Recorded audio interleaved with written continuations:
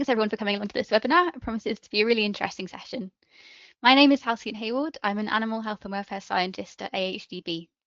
This webinar has been organised as part of GB Calf Week by the Calf Action Network, which promotes applied independent research on calf rearing. GB Calf Week is celebrating the launch of the new GB Calf strategy, which has the aim of rearing every calf with care and purpose. One of the themes of the strategy is the right start, promoting the best practice care for calves, which ties in perfectly with today's subject. Can I have the next slide, please, Kyle? So just a little bit about how the webinar will run. Everyone will be muted and we're going to have the session for an hour, and the session will be recorded and made available after by email. So if you want to ask a question, if you go to the bar at the top of the page and click on the question box, you can type in your questions, and then at the end of the session I'll read those out and Sophie will answer them. So our speaker today is Dr. Sophie Mahendran. Sophie graduated as a vet in 2012 and went on to undertake an internship and residency at the RBC in production animal medicine. Whilst there, she undertook a master's and went on to become a diplomat of the European College of Bovine Health Management and an RCVS specialist.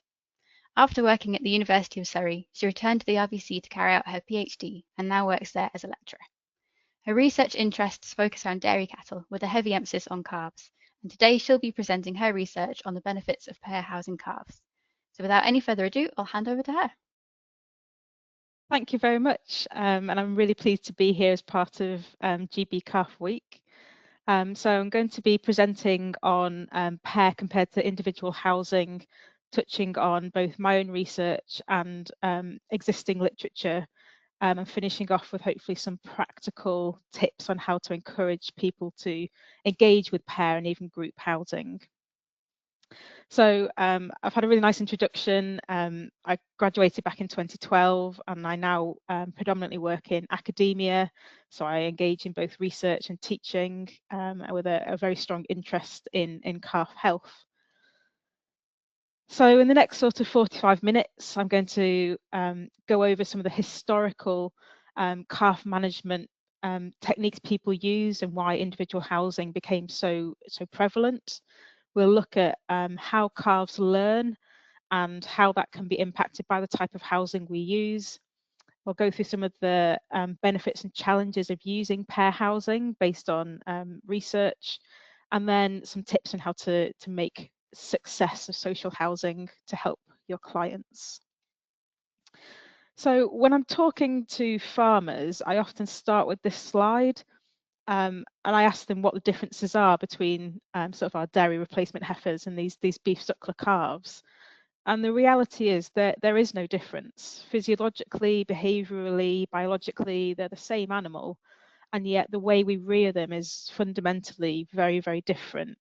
So as a farm worker, their entire job is trying to replicate that of the dam. And it's incredibly difficult to do. It's very challenging.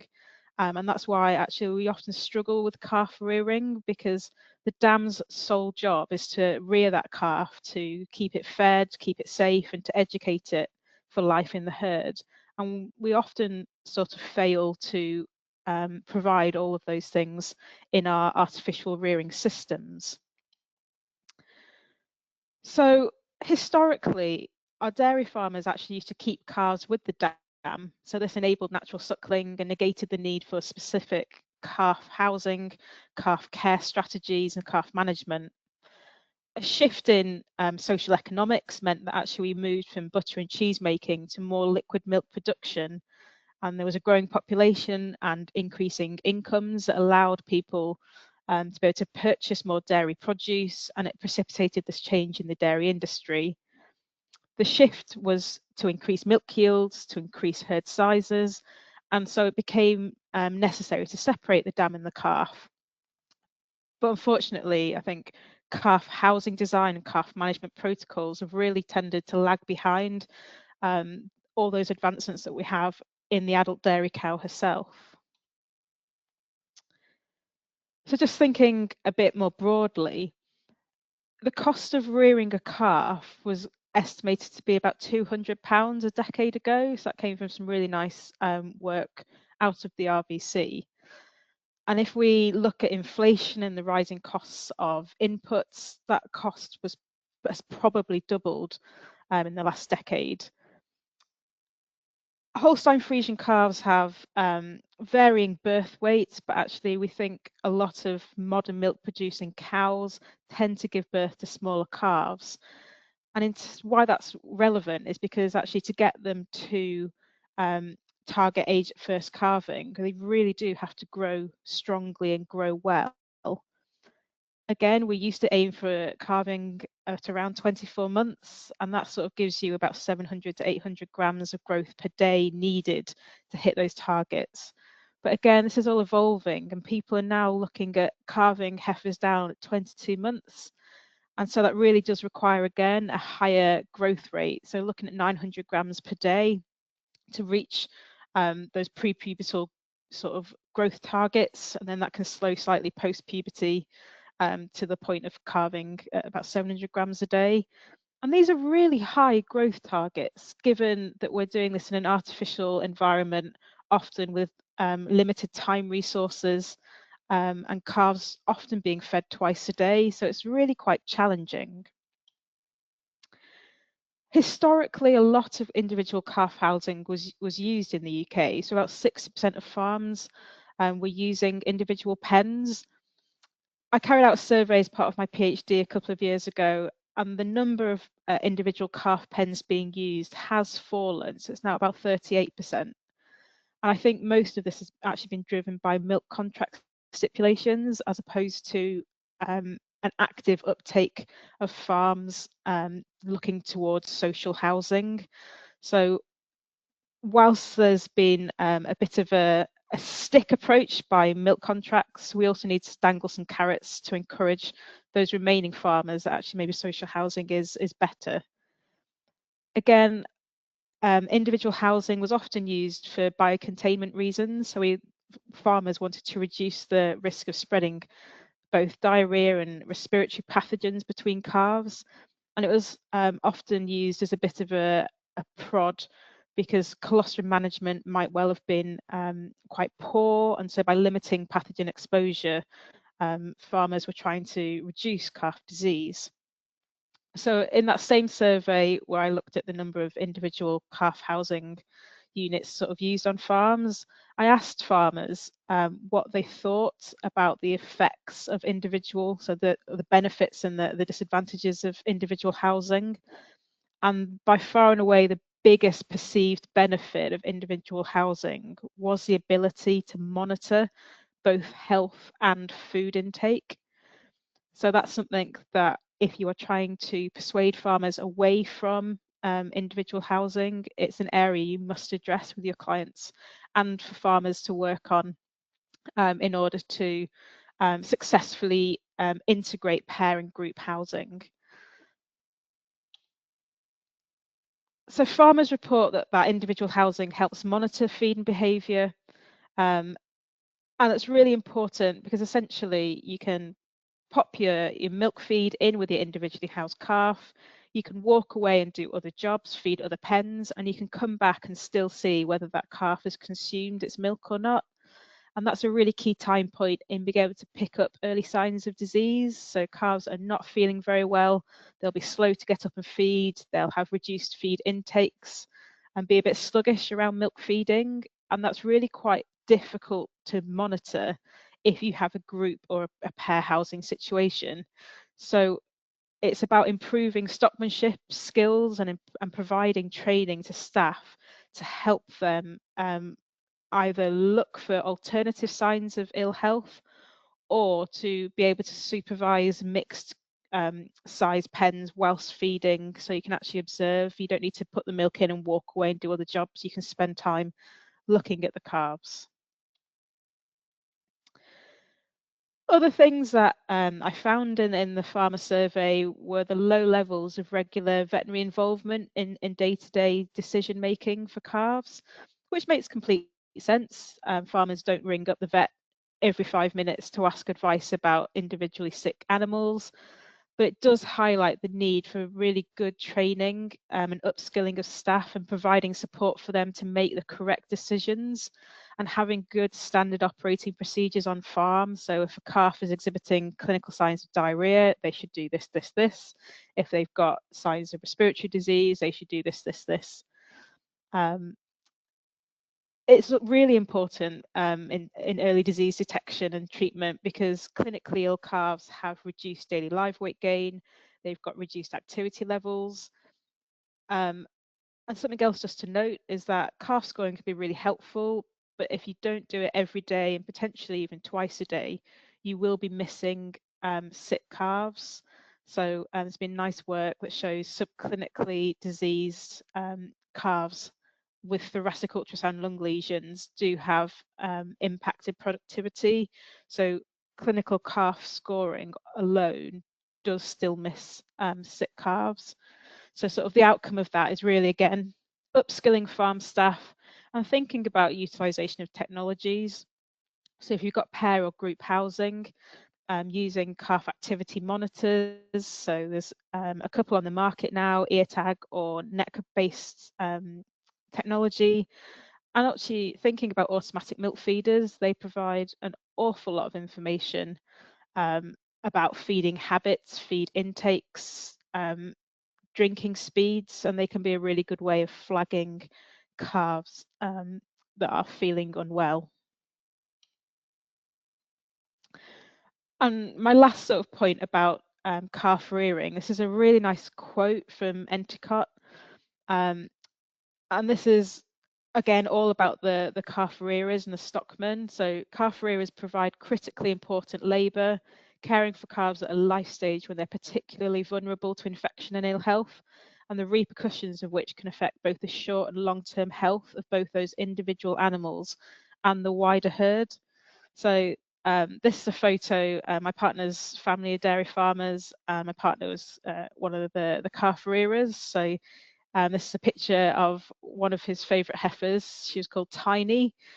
So John was with her from when she was born, all through that sort of pre-weaning period, that bulling period, and then the last picture on the right is Tiny in the milking herd. So in order to get those heifers or even beef animals through a successful life, it's so fundamental to get the pre-weaning period correct and to get those animals functioning well. And most of that comes down to the people looking after them. So coming back sort of to the key focus of my presentation, calves learn in quite a structured way. So they're a gregarious animal, meaning that they like to live in social groups, and that's the structure that they're comfortable with. Social isolation in people is defined as an absence or low frequency of peer interactions for an extended period. And actually that really does apply to individually housed calves. They are socially isolated. We know that calves learn by both social facilitation and social learning. So essentially both of those involve using increased frequency and learning new behaviours in the presence of other calves that are carrying out those behaviours. And this is typically described around the consumption of solid feeds. And it can also be beneficial for learning social cues. And social cues are so vital for their life in the milking herd. And it can help calves to adapt to feed changes, pen changes, environment changes. It's quite interesting, the ability of calves to learn is variable between individuals. So they're just like people. Some calves are smarter than others. Some will pick things up more quickly than others. Some will need more training and help.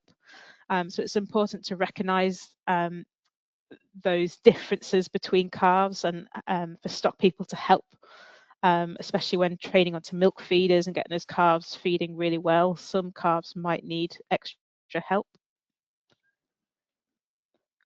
Thinking specifically about individual and pair housing, there is an awful lot of literature out there. So there's very, very good science, very good research showing lots of benefits of pair housing compared to individual housing.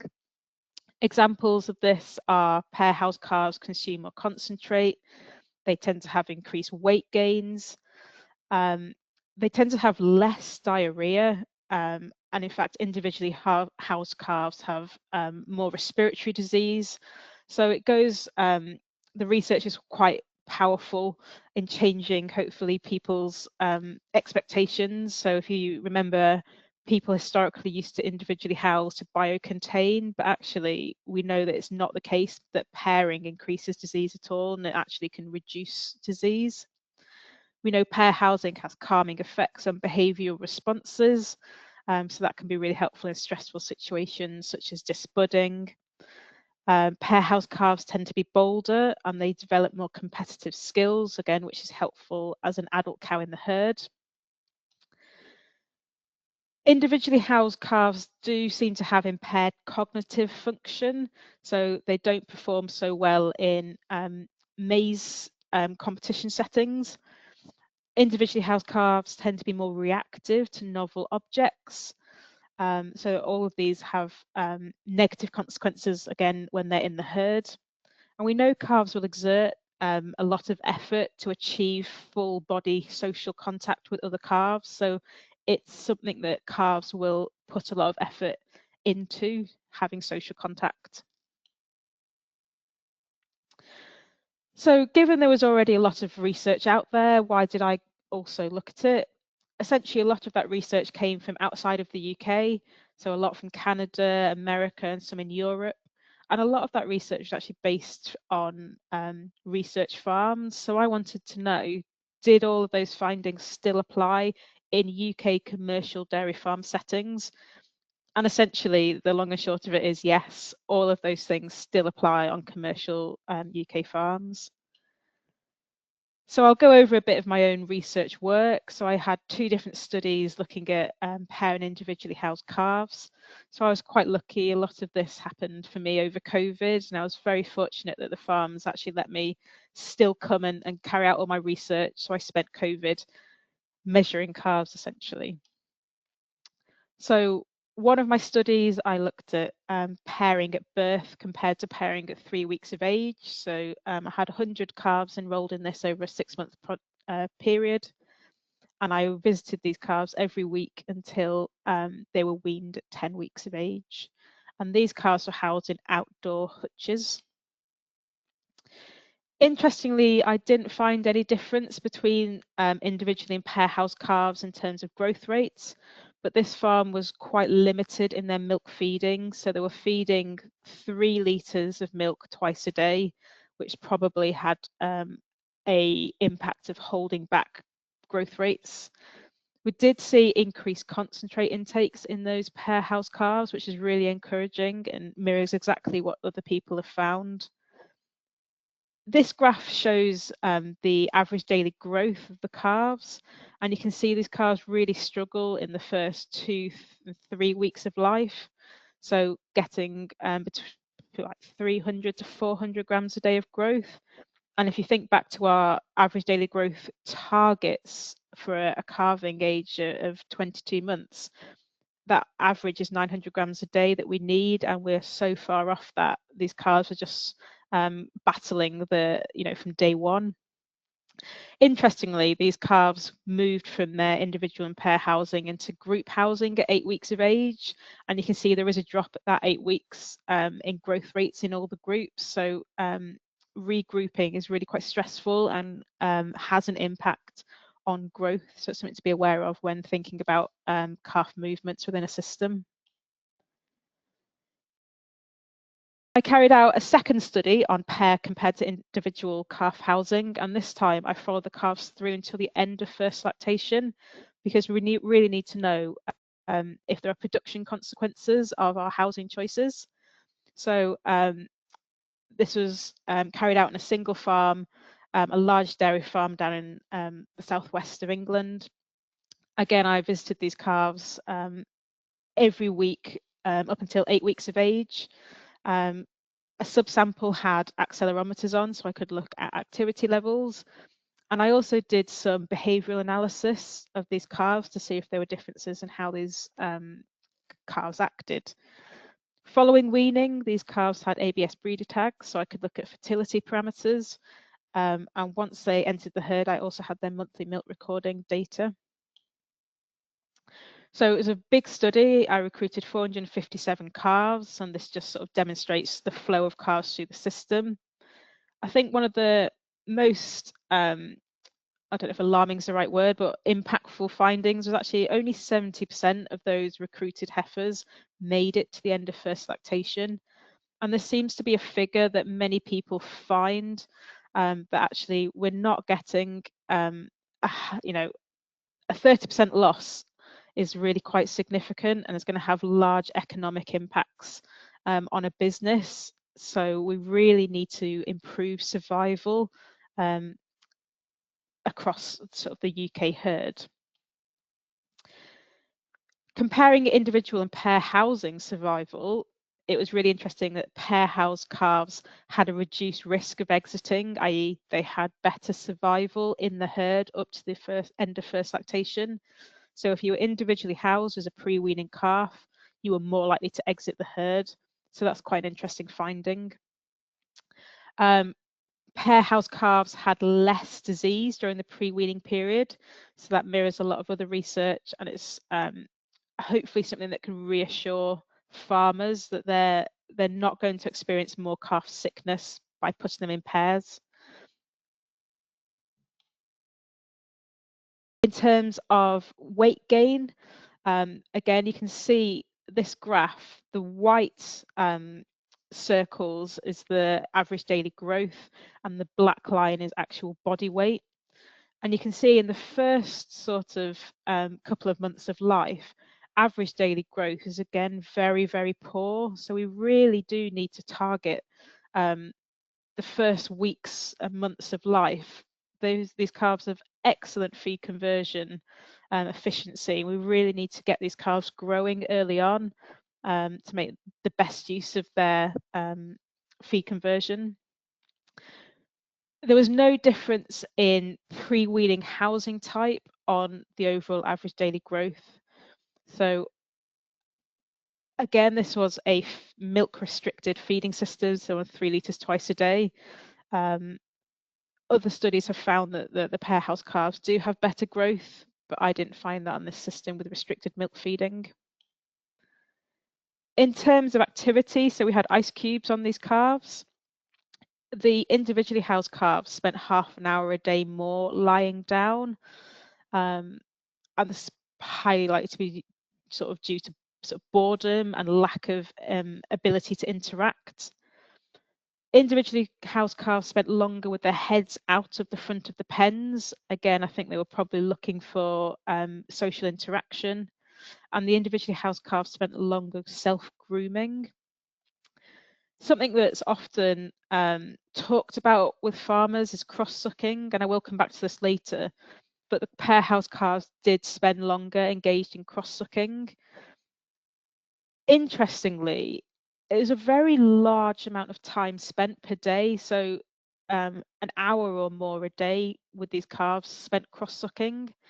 And this cross-sucking included sucking on inanimate objects, so on the pen walls, on the floor, on the feed buckets, as well as on each other if they're in a pair.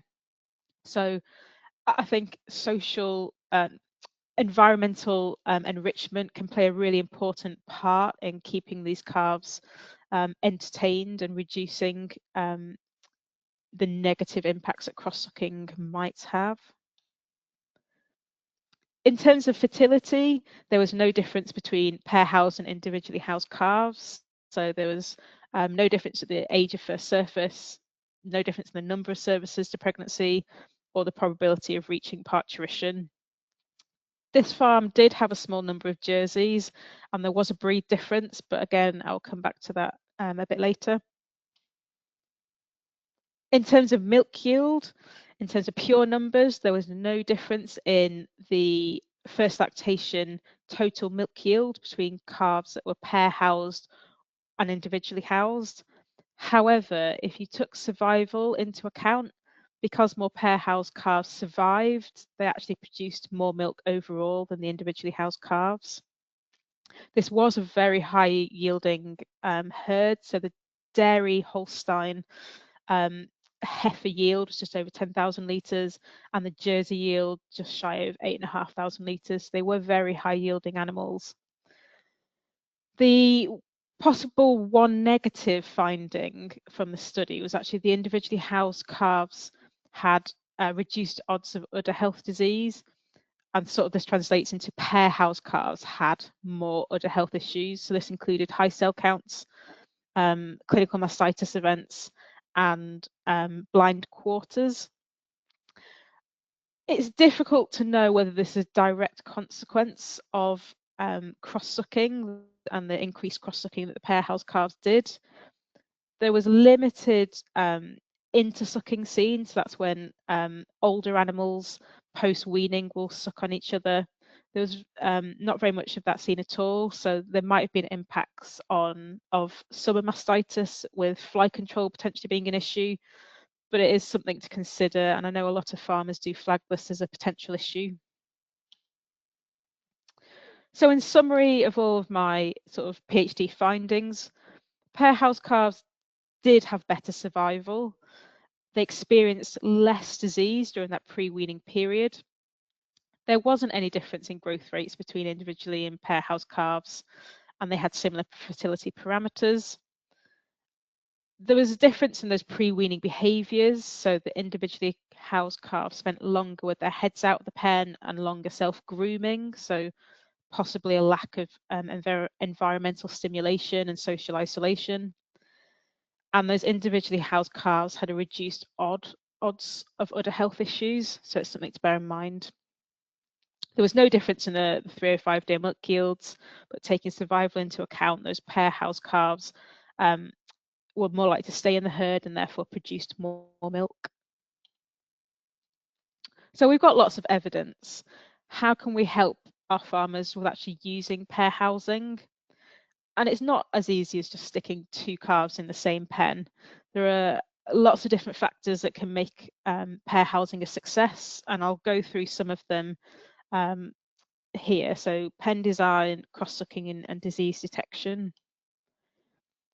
So when it comes to hutches, a lot of these individual hutches can be combined quite successfully to make pair housing.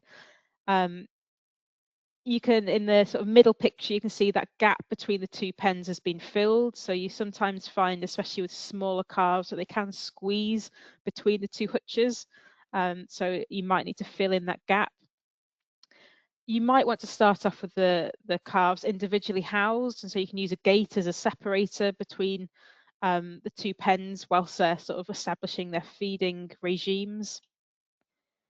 Some people successfully use the larger hutches, so you can put two calves quite happily within a hutch. I do think you need to be careful about heat stress in these hutches in the summer. They get very, very hot, especially if you don't have an outside run. So it's just something to be aware of. Another way of using individual hutches is to put 8-foot gates between them lengthways. Just another sort of design that can work really quite well. So rather than altering the run using the pre-existing mesh, you can actually just purchase gates and make a long sort of run between the two hutches, and that can work quite well. Thinking again about cross-sucking, it's a non-nutritive oral behaviour that's actually seen in nearly all artificially reared calves. It's heightened by restricted milk allowances, so calves have that innate drive to suck, and if you're not feeding them very much milk, or they're able to consume that milk very rapidly, it doesn't satiate them, it doesn't make them feel full, and they have a drive to keep sucking. Calves will suck on inanimate objects as well as each other. So you can't just say individually housed calves don't cross-suck, because they do, it's just not on each other.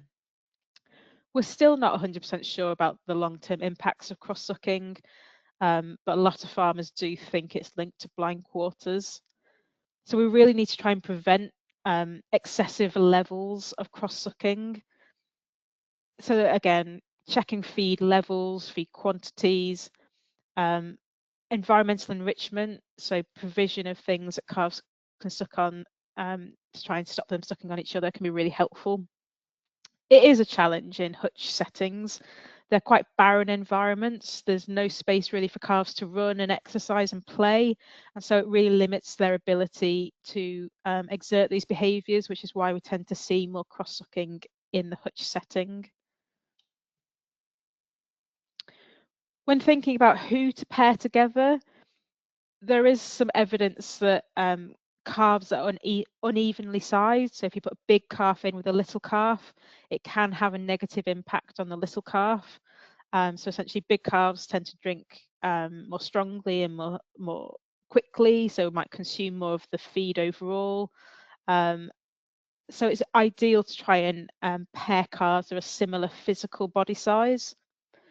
Potentially this also means pairing calves with the same sex and the same breed, so trying to keep Holsteins with Holsteins, beef crosses with beef crosses.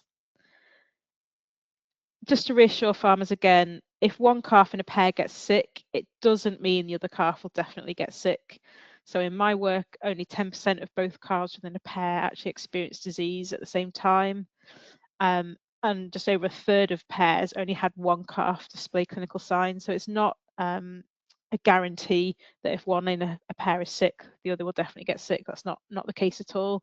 And it actually seems to have a protective effect being in a pair. So having that social contact and that social stabilization seems to help reduce the risk of disease. So whether being less stressed means you're less immune compromised, possibly that could be a reason why. And then, as I said, breed does matter. So in my study, I had Holsteins and Jerseys, and there were differences, significant differences between the two breeds. So the little Jerseys did have lower growth rates. They had higher thoracic ultrasound scores. They needed more inseminations to become pregnant, and they had a higher firstborn calf mortality. So it was a small pool of Jerseys, but they did have a significant difference to the Holsteins. So it's worth bearing in mind. Different breeds might benefit from slightly different management systems, and Jersey calves in particular are not just small Holsteins. They do have differing requirements that can be optimized. So for clients that have those mixed herds, that's something else to bear in mind if they're really pushing to optimize both Jersey and Holsteins.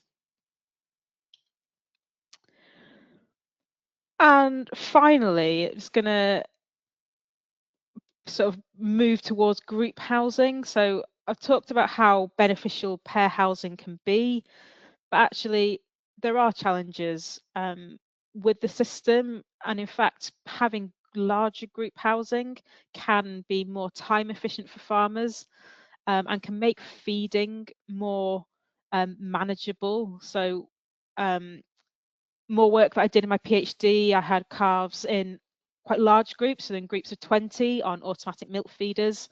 On average, they quite happily consumed 3 litres of milk 3 times a day. So, you know, these calves do want a lot of milk. We should be pushing towards 20% of body weight as milk, but that can be really quite challenging in a twice-a-day feeding system. So automatic milk feeders offer a great alternative and work best in those group housing systems, and should enable farmers to really push their growth rates whilst maintaining a sort of feeding system that's manageable and time efficient. If farms are not able to do that, feeding 3 times a day is a great way to increase milk intakes, but isn't feasible for all, giving, you know, depending on staff availability and time. It is possible to push milk feeding on twice a day. So you can start quite happily on 3 litres twice a day. So that should be from day 1. They can quite happily take sort of 8 litres, so 4 litres twice a day from about 3 weeks of age. And you can push that up to sort of 10 litres, so 5 litres per feed twice a day, sort of 6 to 8 weeks, and then a nice steady wean down period. So weaning down over actually 4 weeks from high milk yields really helps calves engage in increased solid feed intakes. And that sort of increased milk feeding system will maximize your epigenetics, will power your immune system. So calves might get exposed to pathogens, but they hopefully won't become clinically sick. It optimizes their behavioral drive to drink, and it will improve their welfare overall, hopefully giving a much happier calf and therefore a happier farmer. So thank you very much for listening. Just a quick shout out to my supervisors at the RBC, and also AHDB and the Bar and Benevolent Foundation, who sponsored my PhD. And just a little plug, if people are interested in thoracic ultrasound, the RBC are hosting the University of Ghent over here to enable some certification in the QTIS technique for scoring, which is great for getting you trained and getting you certified for thoracic ultrasound in calves. So if you're interested, this is a little plug there. And thank you very much for listening. Brilliant. Thank you, Sophie. So we have got a few questions come in. So we have one here. So why do you think the pair housed calves had better survival in the... Well, it's a very good question, and it's quite hard to unpick specifically. But if you look at the overall results, they had less disease as a pre-weaning animal. And we know that they have better solid feed intakes as pair housed calves. So hopefully that set them up to have a better start in life that rolls, just the good things just keep on rolling. So the individually housed calves were sicker, they didn't eat as much solid feed. The biggest loss on that particular farm was in that service period as a bulling heifer. So most animals were culled due to not conceiving. So although we didn't look at any of the epigenetics, I wonder if there was an influence there that the pair house calves had. That yeah, I'm making inferences, but basically pair housing is much better. Thank you. We have another one here. So when you say that there was better concentrate intake for pair housing, what was the reason for this? And were they on ad lib concentrates? So yes, they were on ad lib concentrates, and I essentially went in, weighed the feed in one day, came back 24 hours and weighed it out so I could work out roughly for an individual exactly what they're eating, and I divided it by 2 for a pair. And I think it's due to that social facilitation and social learning. So if they see their friend eating concentrates, it very much encourages the next calf to come along and have a nibble, and the next calf comes along. So they're social feeders, and if they see friends eating, they too go and eat. So it's a sort of a self-propagating cycle. So the more they can see behaviours happening, the more they pick them up.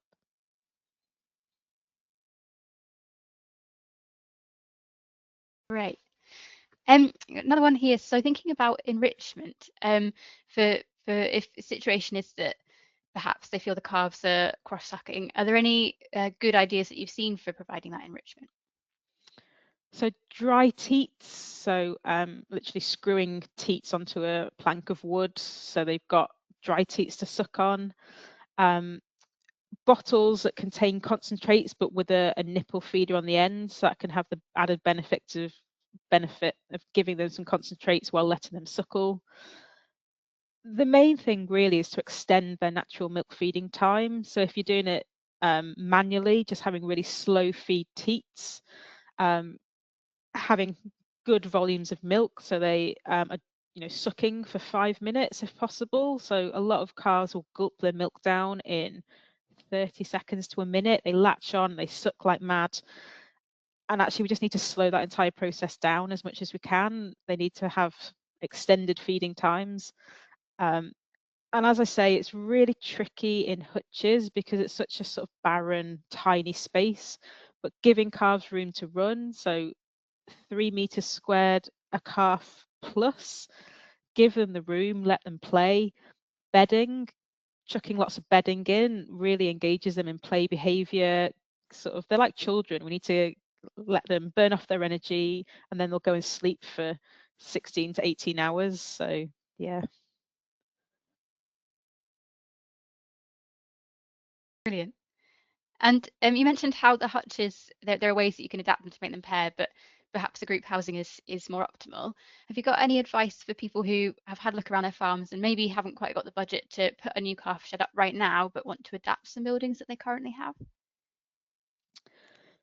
I mean, retrofitting sheds is what most people will do. It's much more financially appealing. I guess just do the basics really well. So get your flooring right, invest in some concrete.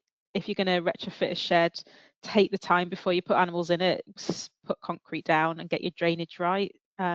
Calves, really suffer from being damp. So if you can get your drainage right, keep the bedding really dry, that's really helpful. And then getting positive pressure ventilation tubes. So there's very few sheds that wouldn't benefit from having a tube fan in there. So getting either your vet or a proper calf sort of tube fitter that can do your calculations to work out fan size, hole location in your tube to get optimum air distribution across the shed. That can make a massive difference in terms of keeping the air fresh without your calves getting cold. And then I guess the last thing is keeping drafts off of calves. So having solid barriers up to about 1.2 meters in height, but then nice fresh air above the calves so they don't get cold themselves, but the shed environment stays nice and fresh. They're probably might be my top tips for retrofitting. Great, thank you. If anyone wants to send in any more questions, that would be great. Now would be the time to do so. Got one more here. So, have you got any plans to carry on the research and look a bit more into any fertility issues, or have you got new topics that you're looking into at the moment? A lot of the things in research come down to funding. So I always have more questions. Whenever you carry out research, it leads to more and more questions.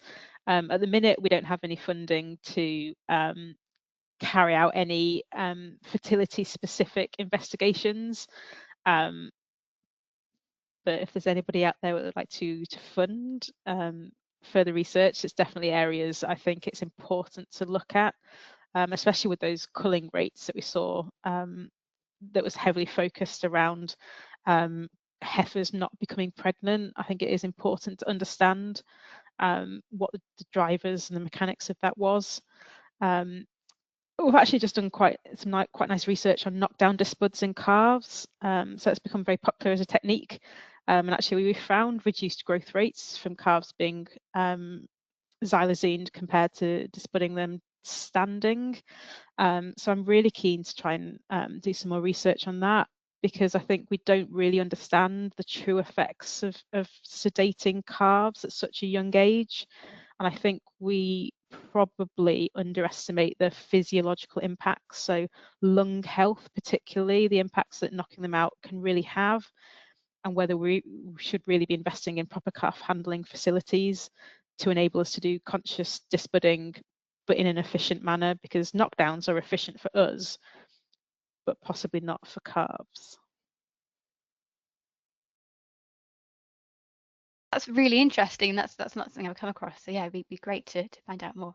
We have another question here. So, do you see some calves on some farms struggling to drink 5 litres per feed in a twice daily system? Yeah, so they do need to be sort of 6 weeks old plus. They need to be a good size.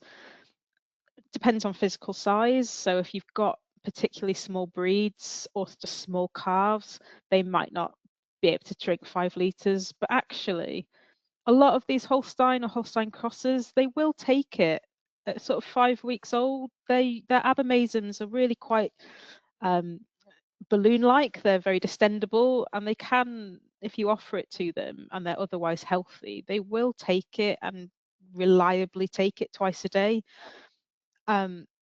It's about farmers being sensible and realizing if you put more milk in the front end, you might see looser feces, but not to overinterpret that as diarrhea. They need to be a bit brave sometimes and to give things a go. It's a big cost initially, but in the long term, it's actually a very small component of that cost sort of window. So yeah, they need to get their brave pants on and just feed some milk.